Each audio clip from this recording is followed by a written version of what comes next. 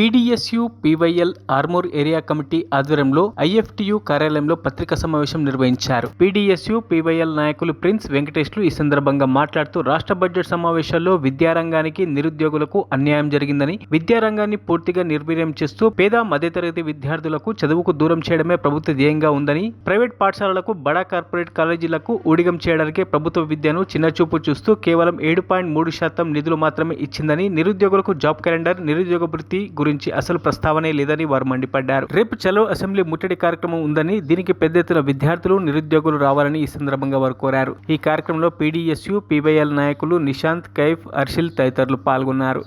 ఆదుకుంటామని చెప్పి అనేక హామీలు ఇచ్చింది.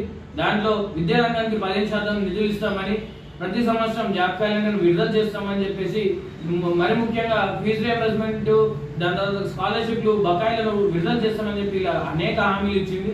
కానీ మొన్న చూసుకున్న రాష్ట్ర బడ్జెట్లో విద్యారంగానికి కేవలం 7% నిధులు కేటాయించడమే సరికాదు. దాంతో పాటుగానే నిరుద్యోగులకు సంబంధించి జాబ్ క్యాలెండర్ విడుదల చేస్తామని చెప్పి చేయలేదు.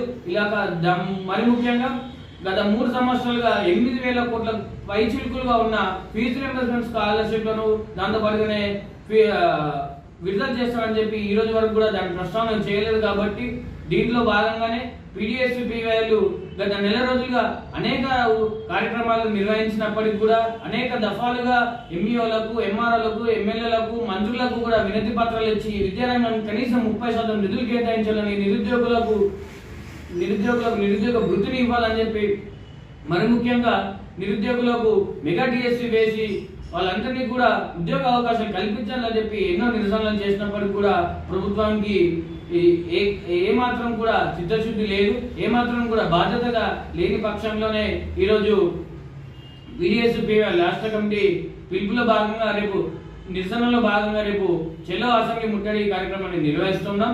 కాబట్టి ఈ ముట్టడికి విద్యార్థులు, నిరుద్యోగులు అనేక మంది వచ్చి, వేలాది మందిగా తరలి వచ్చి ఈ ముట్టడిని విజయవంతం చేయాలని చెప్పి కోరుతా ఉన్నాం. మరిన్ని అప్డేట్స్ కోసం మా ఛానల్ని సబ్స్క్రైబ్ చేయండి.